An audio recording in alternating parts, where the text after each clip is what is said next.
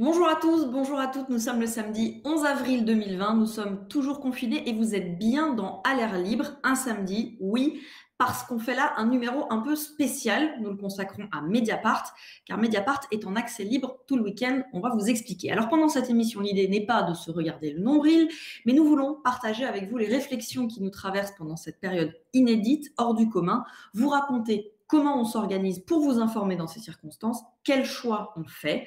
À l'air libre, spécial coulisses de Mediapart avec une partie de l'équipe, c'est maintenant.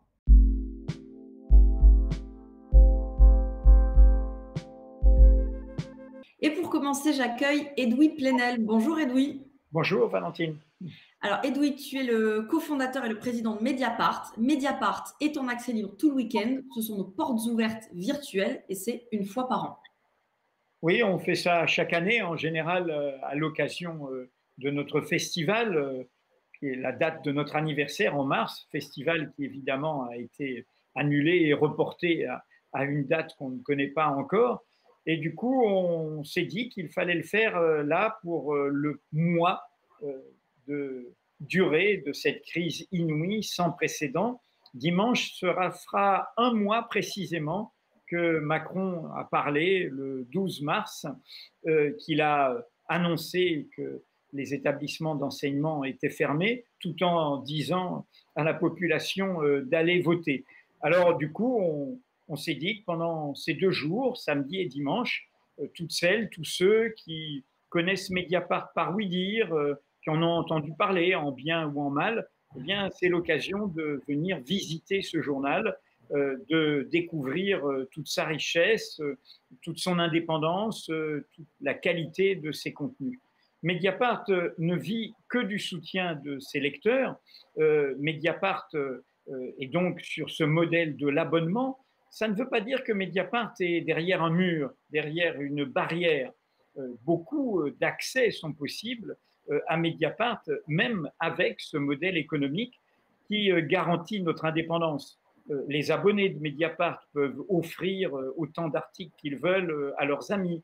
Ils peuvent parrainer leurs amis pour qu'ils découvrent gratuitement Mediapart.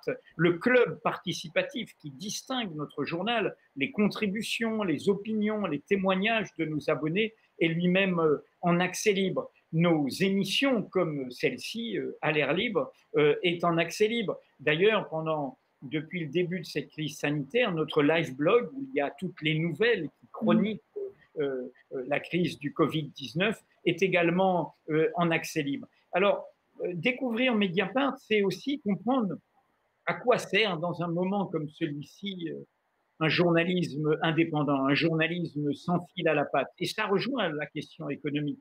On aime dire à Mediapart, vous savez, nous, seuls nos lecteurs peuvent nous acheter. Hein, il n'y a pas, personne ne peut faire pression, on ne dépend pas de la publicité, il n'y a pas de subvention étatique, il n'y a pas de mécène, il n'y a même plus d'actionnaires à Mediapart. Nous sommes dans un cadre d'une structure à but non lucratif. Alors, pourquoi cette indépendance est encore plus nécessaire aujourd'hui? Il ne faut pas se tromper. Face à cette crise, pour des raisons évidentes, sanitaires, d'urgence, il y a quand même un rêve étatique qui est un cauchemar citoyen.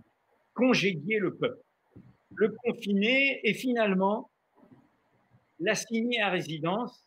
Et du coup, nous sommes tous isolés les uns des autres, nous sommes surveillés, nous sommes vus comme des mauvais citoyens passage, confère le préfet de police disant si vous ne respectez pas, bah, vous allez mourir et ce sera bien fait pour vous. Et du coup, il y a un vrai enjeu qui est notre droit de savoir. L'information est une arme pour se défendre, pour se protéger. Quand le secret nous expose, nous démunit, nous fragilise, il faut quand même se rendre compte. Cette crise, elle est gérée par un président. Il n'a de compte à rendre à personne. Il a même créé un conseil scientifique ad hoc 2 jours avant sa première intervention du 12 mars sur des critères qu'on ne connaît pas, qui rend des avis qui sont incompréhensibles pour le grand public, pas du tout dans une langue simple. On ne connaît pas leurs débats, on ne sait pas s'il y a des votes, on ne sait pas s'il y a des opinions différentes. Tout ça n'est pas contrôlable par nous. On pourrait multiplier les exemples et les enquêtes de Mediapart l'ont montré sur les masques, la pénurie de masques, la pénurie de médicaments, la pénurie de tests, l'ensemble de la situation des hôpitaux et le courage, le dévouement immense des soignants malgré toute cette situation de pénurie. Donc voilà, cette opération porte ouverte numérique annuelle, elle prend encore plus de sens aujourd'hui, dans le moment où toute l'équipe de Mediapart, dans des conditions pas faciles, est sur le pont pour relever ce défi. Plus que jamais, on a besoin d'un journalisme indépendant, on a besoin de savoir, on a besoin d'être maître par l'information de notre destin. Et une dernière question, Edoui, comment se porte Mediapart dans ce moment crucial pour l'info? Eh bien, c'est la confirmation de cette nécessité d'une information libre et indépendante. Mediapart n'est pas loin aujourd'hui des 200 000 abonnés et on a des scores de fréquentation qui battent tous les records à près de 10 millions de visiteurs. Par ailleurs, derrière tout cela, il y a le travail de l'équipe. Et moi, mon premier souci en tant que responsable du journal, c'est les conditions de travail, c'est le moral des unes et des uns, c'est comment on fait un journal virtuel et en étant en télétravail, comment on le fait en ayant des enfants en bas âge, comment on le fait en étant parfois seul et isolé. Alors on a beaucoup travaillé collectivement à tout cela. On a pris des décisions spécifiques à l'entreprise Mediapart, par exemple le fait de décider qu'il y avait 5 jours de congé Covid-19 à prendre pendant le confinement, car c'est une longue route et il faut d'abord arriver tous à bon port grâce évidemment au soutien de nos abonnés qui nous donnent du courage et de l'enthousiasme et au fond nous requièrent. Des jours de congé supplémentaires, je le précise. Merci Edoui. Chers auditeurs, auditrices, n'hésitez donc pas à nous lire tout le week-end. Le site est en accès libre. La suite avec Karine Fouteau.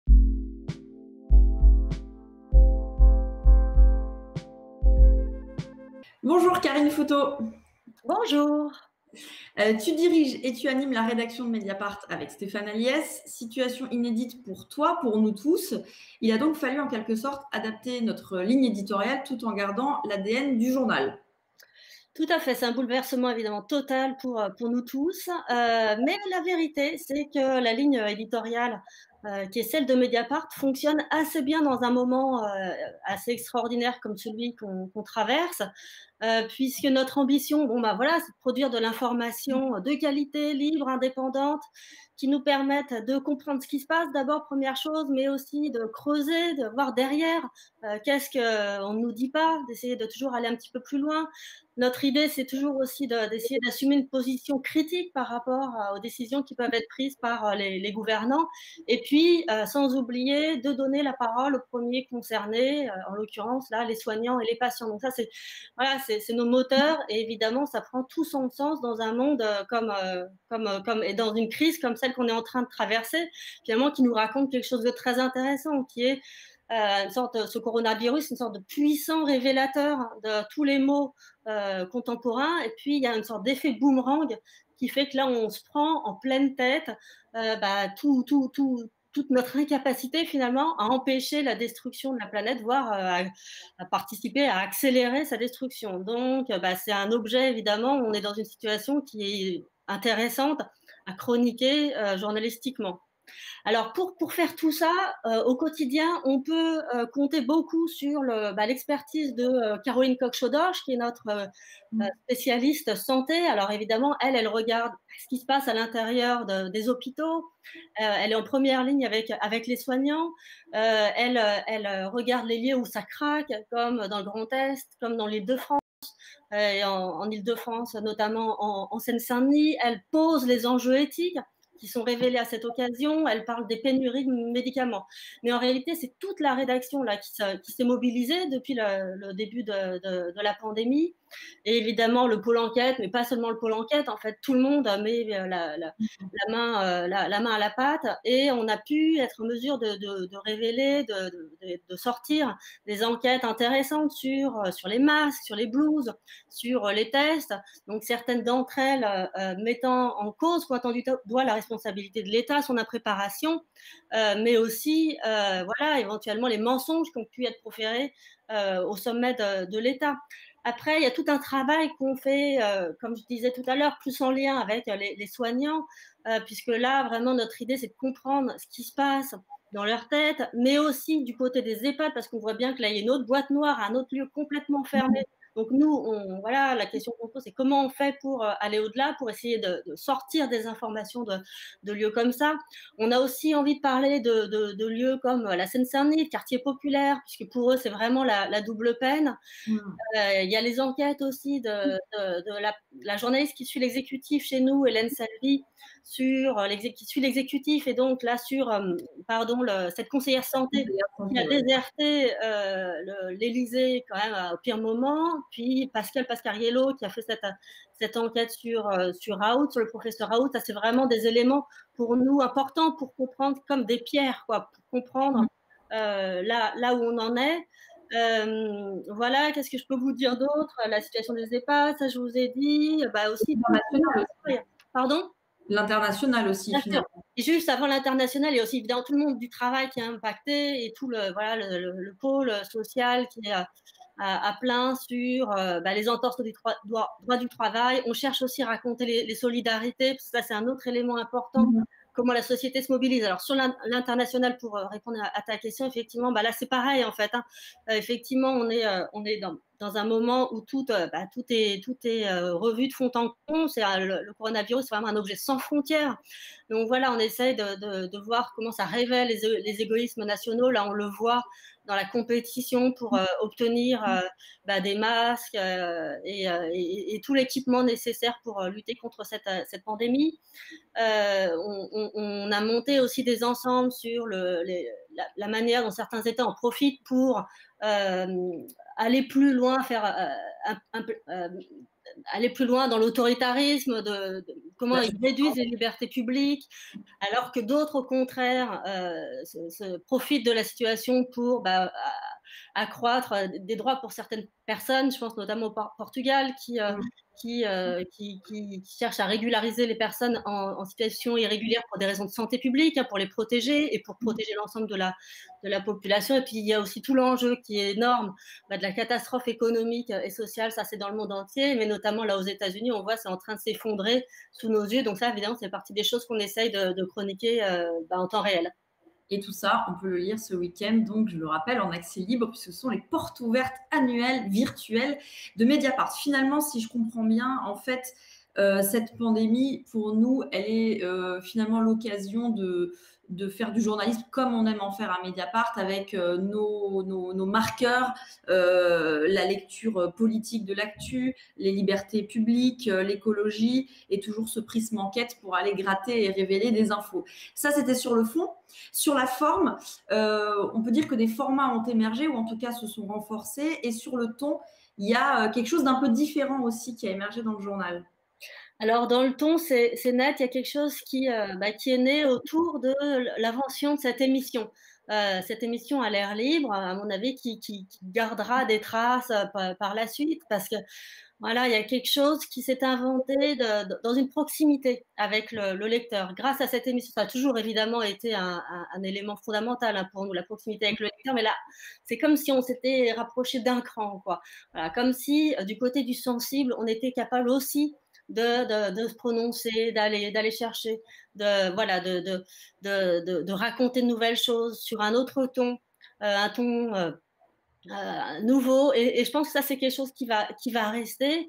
Et puis dans les formats plus classiques qu'on a déjà évidemment élaboré, il y a toutes les séries, les lieux de réflexion. Donc là par exemple il y a cette série coordonnée par Romaric Gaudin autour du monde d'après. Donc on fait intervenir tout un tas de chercheurs, d'intellectuels sur qu'est-ce qui se dessine, quelles sont les luttes aussi qui se dessinent, les mobilisations possibles pour essayer, encore une fois, ça fait le lien un peu avec la question des solidarités.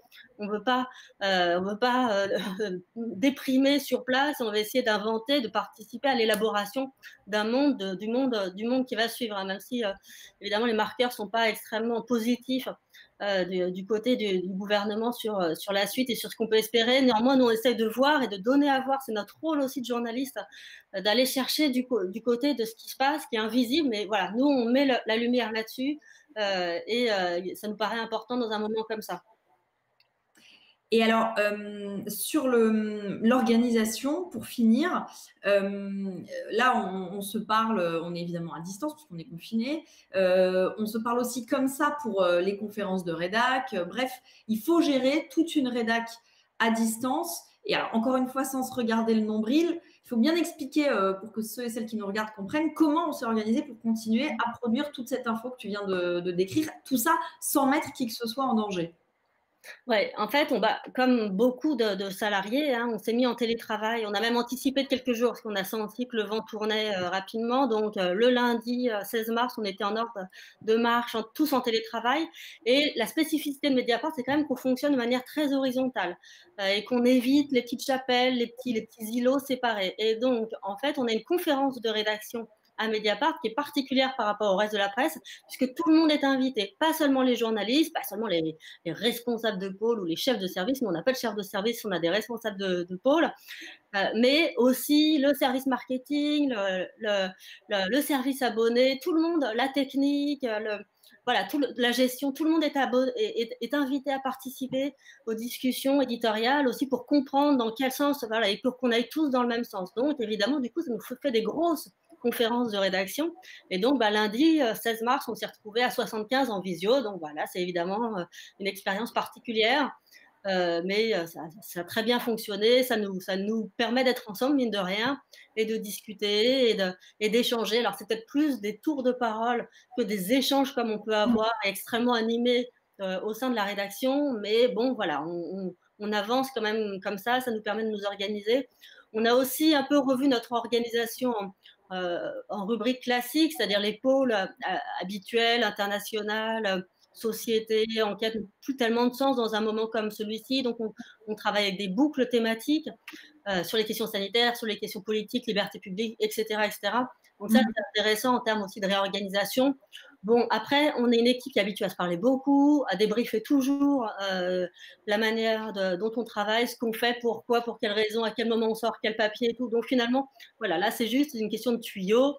Mais une fois qu'on a trouvé les bons tuyaux, ça fonctionne assez bien. Voilà, et effectivement, là, si tu parlais de la sécurité des salariés, ça a été évidemment essentiel pour nous. On a décidé, en fait, de renoncer en grande partie, en fait, au reportage, en disant qu'il ne fallait pas que nos salariés, nos journalistes se mettent dans des situations où ils risquaient de mettre leur santé en danger. Mais voilà, à une exception près, qui est, on considère que le reportage reste une possibilité à deux conditions. Si c'est pour atteindre des personnes qui n'ont pas accès aux moyens de communication habituels, des personnes très éloignées. Par exemple, dans certains quartiers populaires là, de Marseille, on a fait un reportage. C'était, voilà, si on voulait avoir de l'information, il fallait y aller. Il fallait qu'on se déplace. Il fallait qu'on aille à la rencontre des personnes. Ce n'étaient pas des personnes dont on pouvait décrocher comme ça numéro de téléphone. Dans les corons aussi, on a un photographe qui a suivi un infirmier. C'est pareil. Là, pour avoir accès à certaines populations très démunis, c'est important pour nous et on ne peut pas évidemment renoncer à ça. Donc voilà, là, on l'autorise, mais c'est des discussions qui sont collectives pour chaque, au cas par cas, et par ailleurs, on s'assure que le journaliste ou le photographe dans ces cas-là soit extrêmement protégé et tout l'équipement nécessaire pour garantir sa sécurité. Et puis, dire un mot sur les pigistes. Ouais. Il y a beaucoup de pigistes qui travaillent pour nous à Mediapart. Voilà, et qu'on sait que c'est un moment difficile pour eux, comme pour toutes les personnes en situation de précarité. Et on y veille et voilà, on fait en sorte que nos pigistes, notamment nos pigistes réguliers, aient des choses à se mettre sous la dent, continuent de travailler pour nous et qu'ils ne souffrent pas trop de cette situation. Eh bien, merci Karine pour toutes ces explications et je te dis du coup à lundi en conf de rédac. Mais tout à fait. À lundi. À lundi. Ciao.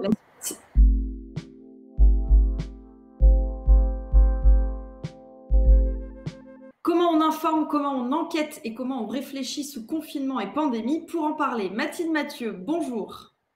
Bonjour. Tu gères d'habitude le pôle société à Mediapart. Fabrice Arfi, bonjour. Bonjour. Toi, tu gères le pôle enquête de Mediapart avec Michael Ashdenberg et Sabrina Cassa. Bonjour Sabrina. Bonjour. Tu t'occupes du club avec Livia Garrigue et Guillaume Chaudet-Foglia. Alors, Karine l'a expliqué juste avant, la rédac s'est organisée pour continuer à informer. Et ça a commencé, Mathilde, par une grosse réorganisation des pôles. Toi, d'habitude, tu gères un assez large pôle société. Et là, tu as plutôt piloté une sorte de task force coronavirus.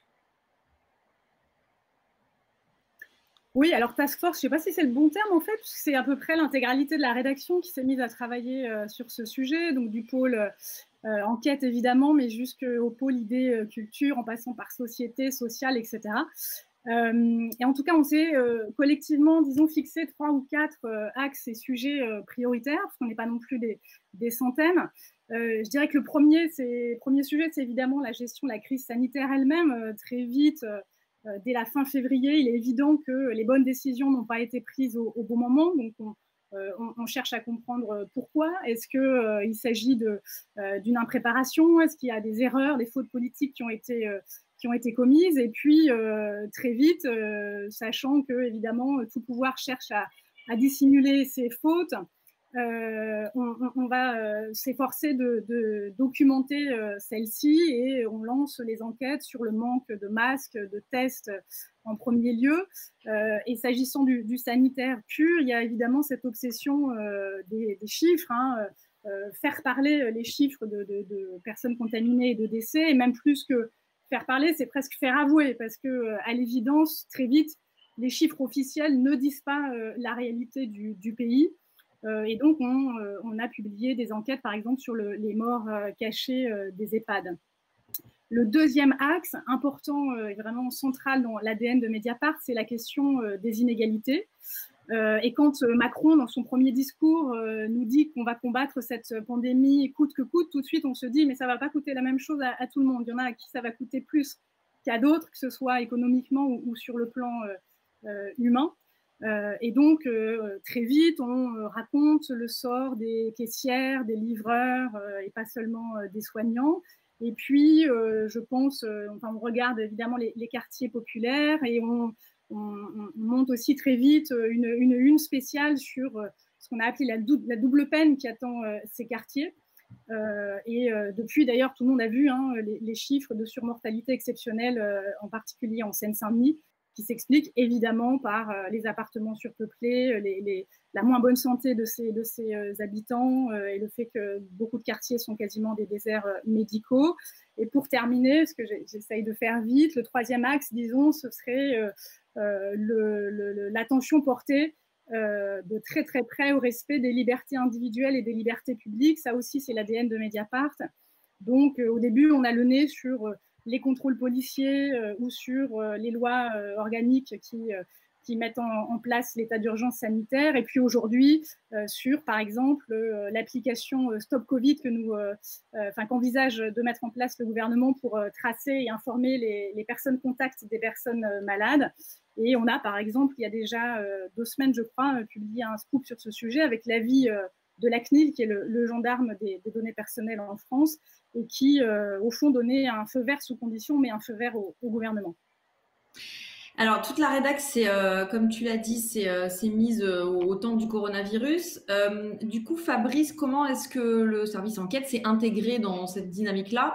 Parce que bon, la santé, ça fait pas partie des sujets de prédilection de l'enquête à Mediapart, donc j'imagine qu'il a fallu se faire vite des sources, en quelque sorte défricher ce champ qui était encore assez vierge. Oui, alors comme l'a dit un peu Mathilde, en fait, la première décision qu'on a prise, c'est de casser le quotidien, le journal, de la même manière que notre quotidien à nous citoyens a été cassé. Ce que je veux dire par là, c'est que le journal était structuré comme dans plein de journaux avec des pôles, des services. Alors nous, on n'est pas dans le rubricage un peu classique et parfois académique qu'il peut y avoir dans certains quotidiens, mais quand même, on est quand même une rédaction organisée. Et il a fallu casser tout ça puisque notre seul sujet d'intérêt, c'est la pandémie, essayer de comprendre et de raconter et de surtout ne pas sombrer dans l'idée qu'avec le confinement des citoyens, il devrait y avoir un confinement de l'information d'intérêt général. Que parce qu'il y a, du point de vue du sommet de l'État, une rhétorique guerrière, alors une sorte de raison d'État devrait s'emparer des questions d'information autour de la pandémie. Donc oui, en effet, la santé n'est pas au cœur du service que je dirige avec Michael Hajdenberg, mais Mediapart n'est pas en arrière de la main sur les questions sanitaires. Caroline Coq-Chedorge, depuis des années, fait un travail formidable pour nous sur la question du médicament et des laboratoires pharmaceutiques. Rosane Le Saint, après Mathilde, Mathieu, après Michael Hajdenberg, dont je parlais tout à l'heure, ou d'autres, publient également beaucoup d'enquêtes. Et pour que le journal devienne une sorte de carrefour de témoignages, d'informations, mais également de documents, y compris confidentiels, nous avons créé très tôt, c'est-à-dire au tout début du confinement, une adresse mail spécifique que je redonne, covid@mediapart.fr, qui est un peu le lieu de tout ce qu'on peut recevoir d'informations qualifiées de tout le monde, à la fois des praticiens, des médecins, du milieu hospitalier, de sources au sein du gouvernement. Nous évidemment, nous garantissons l'absolu secret des sources, mais aussi évidemment des citoyens, de tout le monde. Alors, c'est une masse d'informations extrêmement diverses, mais d'une richesse totale et qui nous permet de tirer un certain nombre de fils du point de vue de l'enquête.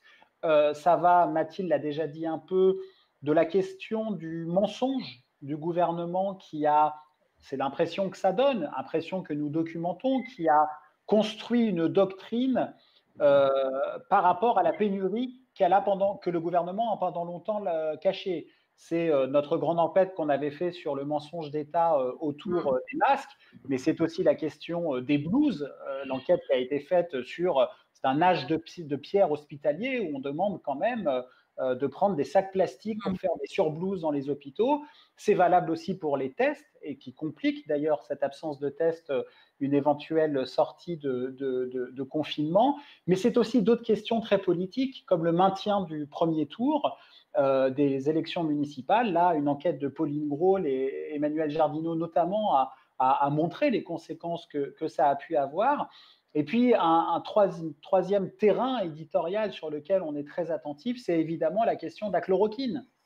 Et de ce point de vue-là, Rougia Tassal, chez nous, qui a des compétences scientifiques, a permis de nous faire des enquêtes pour montrer où en était l'état de la science et j'ai envie de dire, de la raison scientifique sur cette molécule et sur ce médicament. Et Pascal Pascariello, qui connaît aussi ces questions, qui a fait une enquête absolument formidable sur le passé scientifique, méthodologique de Didier Raoult et un certain nombre de failles, peut-être de fautes même, qui ont été commises et qui expliquent pourquoi il y a autant de défiance contre lui d'une grande partie de la communauté scientifique. Oui, on en a parlé d'ailleurs avec elle ici dans À l'air libre. Fabrice, tu parlais des messages, enfin des témoignages reçus dans la boîte Covid. Les témoignages, c'est aussi la clé du club de Mediapart. C'est l'espace vraiment qui caractérise le côté participatif de ce média. Et en ce moment, Sabrina, le club est en méga effervescence. Oui, en effet, comme tu dis, le club est en effervescence. Et pour te donner un ordre d'idée, avant le début du confinement, on était à peu près à 130 billets publiés par jour. Et maintenant, on est dans une moyenne de 260 billets publiés par jour. Donc, le nombre de contributions a doublé de volume. Du coup, la sélection pour mettre les billets à la une est plus difficile. Et puis, tout le travail d'accompagnement aussi des blogueurs est plus important. Mais voilà, c'est en même temps un travail qui est passionnant parce qu'on a énormément de matière. Et alors, on parlait des caissières, des inégalités, des personnes les plus exposées, les caissières, les aides-soignants, etc. Et tu voulais nous citer un billet qui avait été assez marquant dans le club. Oui, c'est vrai qu'on a eu beaucoup de témoignages, donc des gens qui sont très exposés aujourd'hui, qui sont indispensables comme les caissiers, les éboueurs et les aides à domicile, et qui restent maltraités en fait. Et donc oui, je voulais citer le chapeau du billet d'Alexandra Caratini, où elle dit « Je suis aide à domicile, celle qu'on appelle la bonne ou la femme de ménage. Je suis celle qui, à force d'écouter, de consoler, de rassurer, d'aider les autres, oublie de le faire pour elle-même. Demain, je serai debout, car j'ai une conscience professionnelle qui m'empêche de céder à la panique, malgré l'absence de protection et malgré le contact avec des personnes sensibles. Je suis celle qu'on oublie, et aujourd'hui encore plus. » Voilà, et tout le billet est dans la même veine. Et on vous invite, si vous nous regardez, à aller le lire parce qu'effectivement, il est assez poignant et surtout, il informe en fait sur ce que vivent tout un tas de personnes dont on a parlé dans le journal, qui continuent à travailler, pour qui le télétravail n'est pas permis et pour qui les protections ne sont pas pensées. Je reviens à une petite question sur l'enquête.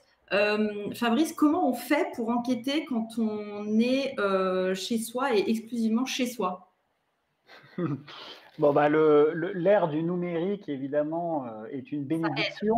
C'est une bénédiction en temps de confinement, pas seulement pour regarder les séries qu'on a ratées pendant toute l'année, mais également pour rester au contact du réel, même si on n'est pas, c'est une expression que je déteste, sur le terrain. Ça ne nous empêche pas de recueillir la parole, évidemment. Ça ne nous empêche pas non plus de recueillir des documents. Il existe des applications totalement sécurisées qu'en temps de déconfinement, c'est-à-dire qu'en temps normal, nous utilisons tous les jours. Et évidemment, ça continue de nous permettre d'obtenir des documents, y compris confidentiels, grâce auxquels nous faisons et nous allons continuer à publier des enquêtes sur notamment une question qu'on a très à cœur, les mensonges du gouvernement autour d'un certain nombre de questions sanitaires de premier ordre. Je crois qu'il y a Mathilde. Ouais. Mathilde, vas-y, rebondis. Non, j'allais dire, sur Internet, on trouve des trucs formidables. Par exemple, le journal officiel de la République française, où on s'est rendu compte que la conseillère santé d'Emmanuel Macron, depuis le début du quinquennat, avait tout simplement quitté ses fonctions à l'Élysée le 31 mars, et elle n'a pas été remplacée pendant un mois. C'est-à-dire qu'en plein milieu de l'épidémie, on a l'Élysée qui est sans conseillère ou sans conseiller santé ni personnes âgées. Donc, je ne sais pas si ça relève de l'impréparation, de l'inconscience ou de la faute politique. Mais voilà, ça c'est une information en source ouverte et qu'on a évidemment creusé, que ma collègue Hélène Salvi qui a révélé ça, a complété avec d'autres sources, on va dire plus discrètes au cœur du pouvoir, qui lui ont raconté notamment qu'elle était partie pour rejoindre son mari à Strasbourg, qui était en pleine campagne municipale, et qu'elle avait envie d'être nommée représentante de la France auprès du Conseil de l'Europe. Mais voilà, donc sur Internet, c'est un terrain de jeu pour l'enquête formidable. Ouais, et justement sur Internet, on trouve de tout, des choses formidables et puis des choses un peu faux-folles.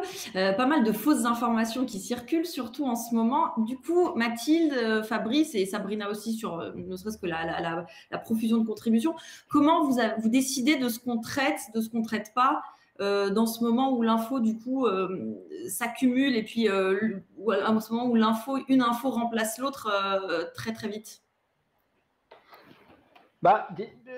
Je peux répondre par l'exemple. Ouais. D'abord, que ce soit en temps de confinement ou pas, nous avons à répondre de ce que nous faisons, non seulement vis-à-vis de nos lecteurs, mais également vis-à-vis de la justice, puisque le journalisme n'est pas au-dessus de la loi. Et donc cette règle-là, ce code de la route-là ne va pas changer parce qu'il y a la pandémie. Donc, nous revendiquons tout ce que nous publions, nous l'assumons et nous pouvons bien évidemment en répondre devant notre lectorat, devant les autorités, y compris devant l'autorité judiciaire s'il le faut. Je trouve qu'il y a un sujet qui est assez, sans mauvais jeu de mots, chimiquement pur par rapport à ta question, c'est la question de la chloroquine. Peut-être que M. Raoult a raison, on n'en sait strictement rien. Le journalisme, c'est aussi de pouvoir dire on ne sait pas. Et de fait, la science, pour l'instant, ne sait pas. Mais pour autant, on voit bien l'espèce d'aura qu'il y a à la fois politique, parfois même hystérique autour de ce personnage. et que ce n'est pas parce qu'il y a des sondages maintenant d'opinion publique autour de l'efficacité présumée ou non d'un médicament que Mediapart va sombrer dans une espèce de démocratie d'opinion et oublier face à ce régime de l'émotion, quand on a peur, parce que pendant une pandémie, on a peur, oublier ce qui est notre boussole quotidienne, qui est la vérité des faits. Les faits et encore les faits. Et c'est pour ça que d'un côté, on a une enquête scientifique sur qu'est-ce qu'on sait de la chloroquine, et qu'est-ce qu'on ne sait pas, mais aussi une enquête sur les méthodes de M. Raoult, qui, encore une fois, a peut-être raison, moi je n'en sais rien, mais qui, de fait, dans le passé, a montré une sorte d'inclination pour une méthodologie, parfois, qui pouvait interroger, si ce n'est plus, vis-à-vis de son envie d'avoir raison, parfois au mépris des faits. Oui, une enquête en tout cas à lire, parce que d'ailleurs, elle suscite pas mal de réactions, parfois très excessives, mais à Mediapart, je crois savoir qu'on ne s'interdit aucune enquête. Donc celle-ci est tout aussi intéressante que les autres. Le journal et le club collaborent en permanence en temps normal, ça ne change pas en ce moment. Mais comment est-ce qu'elle s'articule, cette collaboration, Sabrina, si tu as des exemples?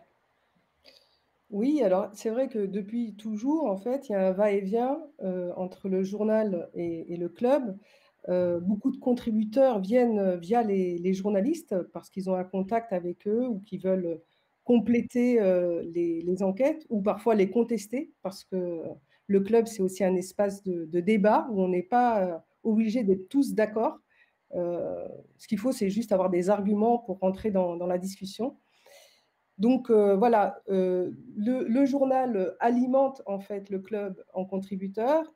Dans l'autre sens, nous, donc Livia Garrigue, Guillaume Chaudet-Folia et moi, on signale aux journalistes quand il y a des témoignages ou des analyses qui sont publiées dans le club qui peuvent alimenter leur enquête. Donc là, en ce moment, on est un peu pris de vitesse parce que voilà, on a énormément, tout va très vite, quoi. Donc, ce va-et-vient est moins important, mis à part avec vous, l'équipe à l'air libre, où vous nous envoyez régulièrement, et à l'air libre et aussi l'équipe qui gère le mail Covid, qui nous envoie donc des témoignages quand ils sont très détaillés pour qu'on les publie dans le club. Et puis nous, quand on trouve des contributeurs qui peuvent être intéressants pour venir à l'air libre, eh bien, on vous les signale. Donc, il y avait l'exemple de Laurentine, le chirurgien de Besançon que vous avez invité au 4e épisode sur les soignants. Et puis hier, Marcel Nuss sur la situation de l'handicap. Donc voilà, il y a ce va-et-vient. C'est vrai qu'on les accueille avec plaisir, les contributeurs dans À l'air libre. Est-ce que vous avez quelque chose à ajouter? Sinon, je crois qu'on a fait le tour pour aujourd'hui. Non, je crois que c'est bon. C'est bon, merci Valentine. Très bien. Alors, merci à toutes et à tous. Je rappelle donc que Mediapart est en accès libre tout le week-end. Faites-vous votre idée, lisez-nous. Si ça vous plaît, n'hésitez pas, car comme vous le savez, notre existence et notre indépendance ne dépendent que de nos abonnés. À l'air libre revient d'ici là. Portez-vous bien. On vous propose quelques extraits parmi les meilleurs de nos 18 numéros. Bon week-end.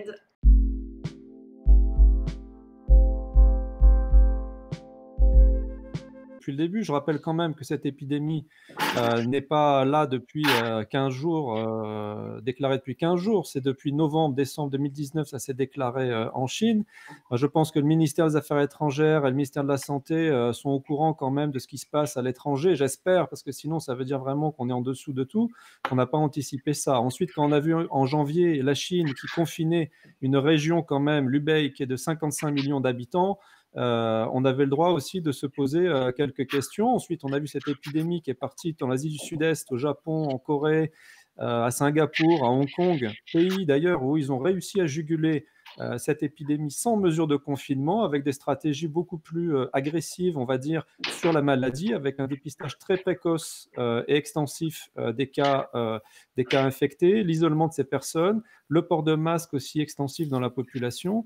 Et puis, avec ces armes-là, ils ont réussi à éviter le confinement. Et puis ensuite, on a vu cette épidémie se diffuser en Iran, en Italie. Et puis là, ça fait plusieurs semaines qu'en Italie, c'est en train de flamber. Et on attend finalement d'être dans le mur pour réagir, quoi. Donc là, maintenant, on est dans une situation dramatique.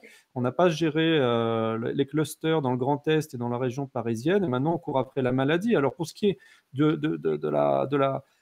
du discours, on va dire, gouvernemental sur cette question du confinement, moi, je suis désolé.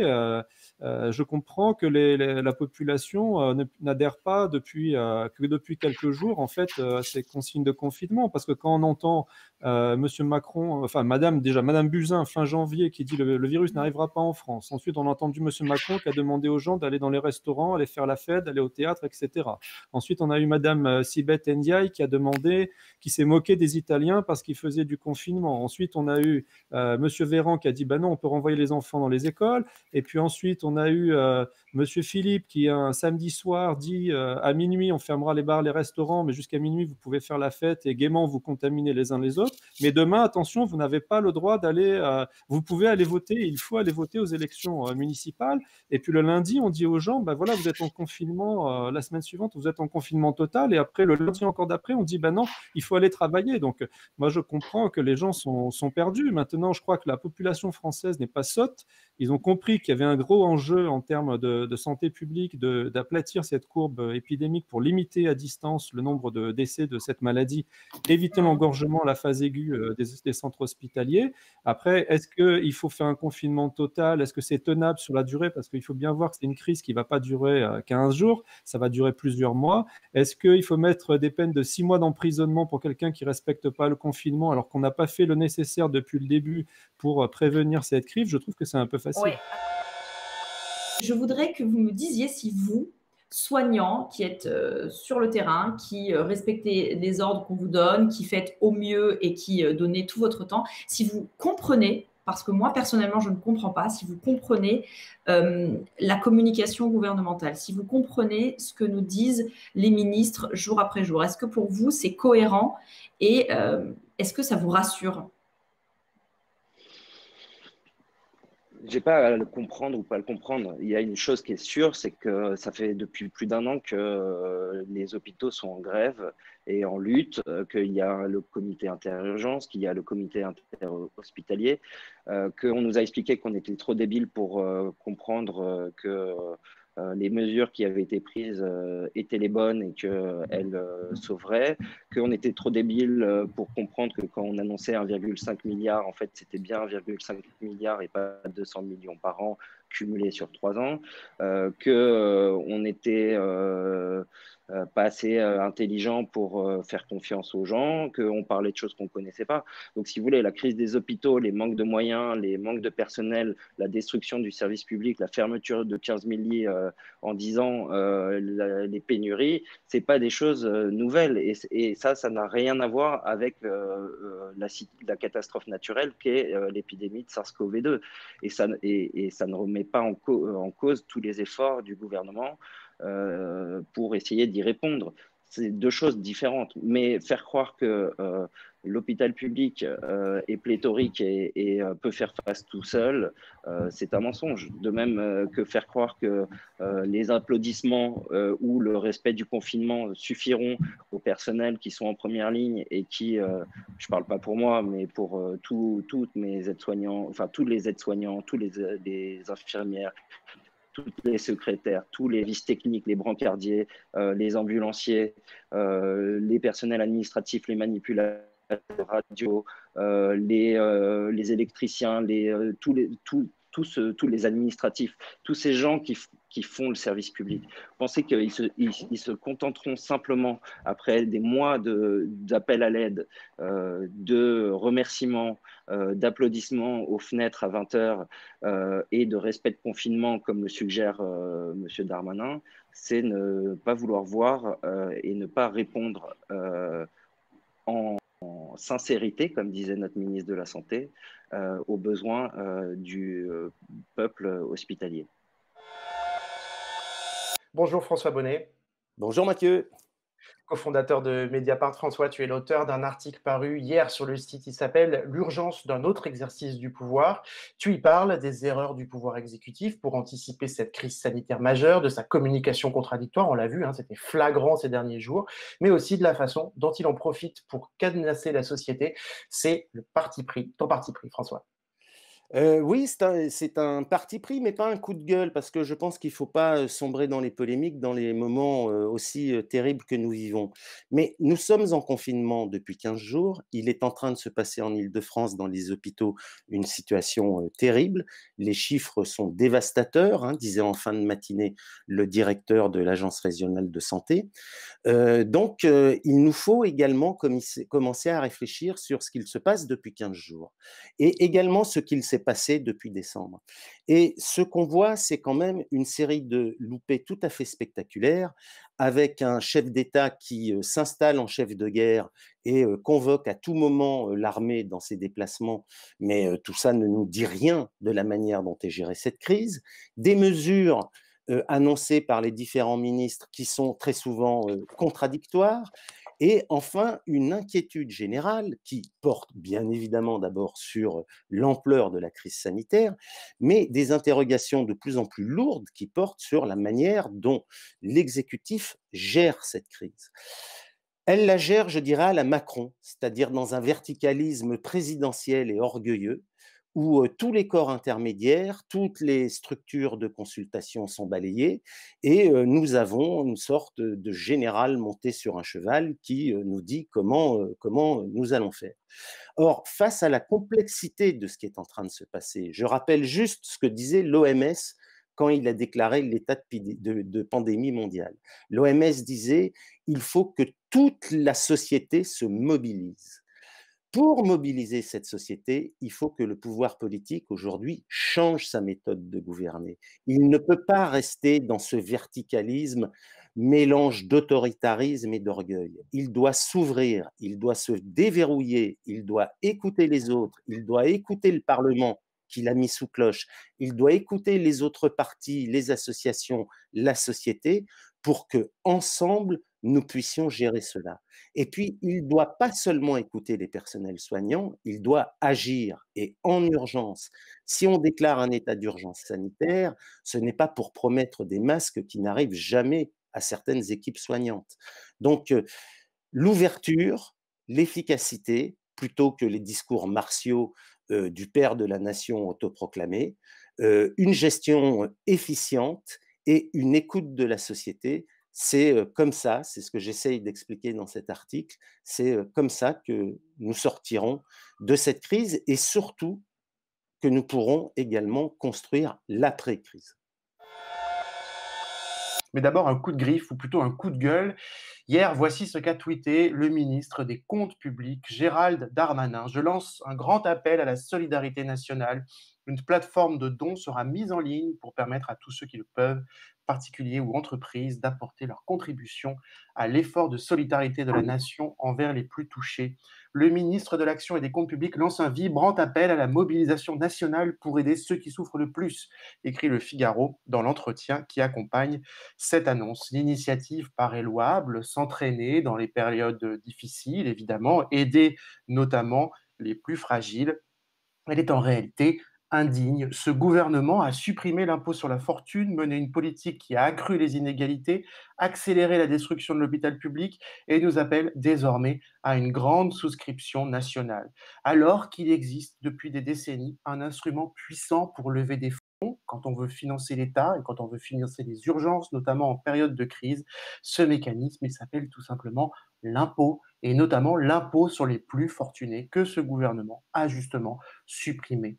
Comme l'écrit ce matin l'économiste et activiste pour la justice climatique Maxime Combes sur Mediapart, il y a vraiment des appels à la solidarité nationale qui sonnent comme une invitation à l'indignation collective. Bonjour Edoui Plenel. Bonjour. Président, cofondateur de Mediapart. Mediapart a révélé hier dans un article qui a eu un très grand retentissement, il va s'afficher la gestion chaotique par le gouvernement de la question des masques, qui manque aujourd'hui cruellement aux soignants et à la population, mais aussi les mensonges des autorités qui l'ont accompagné. Edoui, au-delà des faits évoqués, qui sont à la fois précis et confondants, que nous dit cette enquête ? Cette enquête, Mathieu, est au cœur d'un enjeu décisif face à l'événement sidérant de la pandémie du Covid-19. Nous avons le droit de savoir, nous avons besoin de comprendre. Face à une telle situation, inédite, improbable, l'information est une arme, alors que l'ignorance nous désarme. Il n'y aura pas de solidarité sans confiance, pas de confiance sans vérité. Alors nous devons comprendre, il y aura toujours des virus. Il y en a toujours eu dans l'histoire de l'humanité. Mais le fait qu'ils se transforment en épidémie, le fait qu'ils tuent en masse, n'est pas une fatalité. C'est notre responsabilité humaine de réussir à les entraver, à les juguler, à les empêcher. Alors nous devons comprendre pourquoi la seule solution en France est, depuis près de 3 semaines, de nous confiner comme au Moyen-Âge. Nous devons comprendre pourquoi il y a cette immense pénurie de masques, alors que c'est le b.a.-ba de la protection et du confinement individuel, n'empêchant pas de se déplacer. Nous devons comprendre pourquoi il n'y a pas suffisamment de tests pour repérer ceux qui sont contaminés et protéger les restants de la population. Nous devons comprendre pourquoi les soignants, ceux qui devraient guérir, sont surexposés et eux-mêmes atteints par la maladie. Nous devons comprendre pourquoi nos dirigeants naviguent à vue, disant des mensonges, des réalités contradictoires, nous disant un jour qu'il faut fermer les écoles, mais quand même aller voter. Et puis un autre jour, nous disant qu'il faut rester chez soi, mais quand même aller travailler. Alors l'enquête de Mediapart, ces révélations nous permettent de comprendre ce qui s'est passé, ce qu'on nous a caché. On nous a caché qu'il y avait une pénurie car les stocks stratégiques de masques ont été mis de côté, ont été renvoyés au privé. Bref, l'État s'est désarmé sous le quinquennat précédent. Et au lieu d'assumer cela, d'appeler à une mobilisation générale de la société, eh bien, le pouvoir actuel a préféré cyniquement mentir, cacher cela en disant une énorme contre-vérité, les masques ne seraient pas utiles, ne nous protégeraient pas. Et du coup, on a démobilisé tout le monde, et y compris l'État lui-même. Ce que notre enquête démontre, c'est que cela a aggravé toutes les lourdeurs bureaucratiques, à tel point qu'aujourd'hui encore, le recours et l'arrivée des masques, avec des chiffres contradictoires où les administrations elles-mêmes se contredisent, ne sont pas la pire. Dans l'obsession économique de ce pouvoir, des secteurs économiques non essentiels ont pu consommer des masques, y compris les masques les plus sophistiqués qui protègent les soignants, les FFP2 et P3. Et là-dessus, dans la foulée de cette enquête, Mediapart révèle dans un autre article comment derrière tout ça, il y a eu un État qui a tout oublié, qui a tout perdu. Jusqu'en 2012, il y avait un dispositif stratégique avec des procédures face aux pandémies. Et tout ça, c'est comme si ça s'était envolé. Alors, Mathieu, fondamentalement, cette enquête, elle nous révèle un effondrement, un affaiblissement de l'État. C'est pas seulement qu'il ne nous protège pas, qu'il ne nous protège plus, parce qu'il y a le tout économique qui les a amenés à des politiques désastreuses sur la santé, sur l'hôpital. Ce n'est pas seulement cet aveuglement politicien pour durer, c'est plus profondément toute une culture politique française qui est mise en cause, de verticalisme, d'autoritarisme, de mépris, et qui est au cœur de quelque chose qui contamine la politique française, qui est ce pouvoir ramené à un seul du pouvoir présidentiel. Cela crée de l'ignorance, de l'incompétence, de l'aveuglement, de l'immobilisme. La conclusion de tout cela, c'est que ce qui peut nous protéger, c'est la mobilisation de la société, sa vigilance, ses solidarités, ses mobilisations. Nous devons retrouver ce que toute la génération d'ACT UP face à une précédente pandémie avec le sida, le VIH, nous a appris. Il nous disait silence égale mort. Il nous disait le savoir est une arme. Eh bien, c'est ce que nous faisons, c'est à cela que sert un journal indépendant comme Mediapart partant de pandémie. Merci Edoui. Oh putain, fait chier. Bonjour monsieur. Bonjour. Je peux savoir d'où vous venez? Vous avez une petite balade en plein confinement? Là, moi je reviens du travail là. Quel travail? Je suis journaliste. C'est un travail ça? Ah oui, apparemment. Oui. C'est-à-dire qu'à la base, moi je voulais être policier. Et comme je suis allé jusqu'en 5e, c'était trop tard quoi. On le tape? Ah non, on le tape pas non. Pourquoi? Et tu vois bien qu'il est blanc. Ah oui, merde. Vous avez votre attestation de déplacement dérogatoire? Non. Ouais, voilà, on va l'avoir. Par contre, j'ai une carte de presse. Non, j'ai dit une attestation de déplacement dérogatoire. Vous êtes sourd?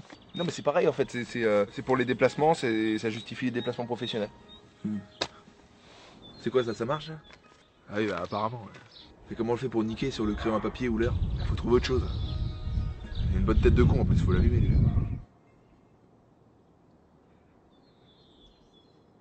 Bah, nous, on a une carte de presse et vous avez une carte de policier. Enfin, c'est à peu près la même chose. Oui, ça va. Les journaux, tout ça, je connais. Et vous disiez quoi dehors là? Bah, j'écrivais un article. Il dit quoi votre article? Bah, il dit qu'on est en manque de médicaments et que bientôt on va devoir opérer sans anesthésie. Et c'est vrai ça? Bah non, c'est pas vrai, non. C'est pour faire de l'audience. Mais ça va pas affoler les gens ça? Bah si, mais c'est le but.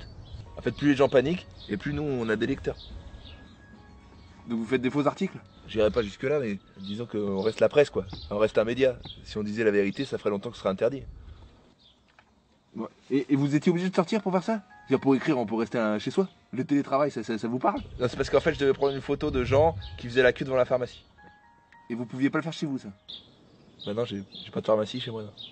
Bon, laisse tomber, on l'aura pas, lui. Laisse-le partir. Par contre, faut reconnaître que vous faites pas un métier facile. En plus, sans gants, sans masque et tout, c'est pas très prudent, mais c'est très courageux, quoi. Oui, bah oui, on assure votre sécurité sanitaire. Tenez. Et adoptez les gestes barrières. Vous pouvez circuler. Merci, monsieur l'agent, au revoir. C'est ça, bonne journée. On n'aura verbalisé personne aujourd'hui.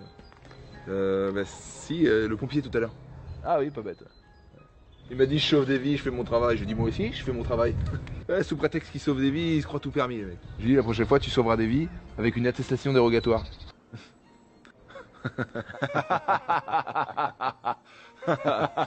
Elle est bonne celle-là, excellent. Tu sais qui est-ce qu'on devrait verbaliser aussi? Non? Les ambulanciers. Pas bête. Ah, parce qu'ils ont trop la confiance. Ouais. Puis vu qu'ils sont souvent pressés, ils sont pas souvent en règle. Ouais. On se marre bien avec ce confinement quand même. On se fait un peu chier quand même. Il n'y a pas grand monde.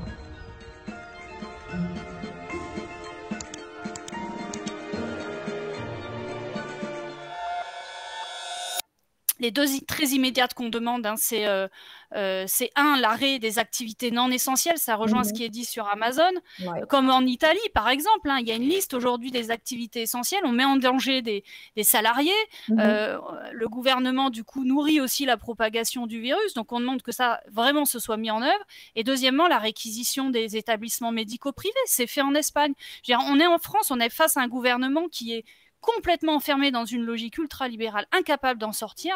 Et aujourd'hui, même, on a fait une lettre à Pénicaud, d'ailleurs, pour dire que ce comportement était criminel aujourd'hui. On est de l'ordre du comportement criminel. Oui, pour moi, la réponse de Marlène Schiappa, ce n'est pas vraiment une réponse étonnante. On est déjà habitué à lire les copier-coller qu'elle fait toujours, et c'est toujours la même rhétorique.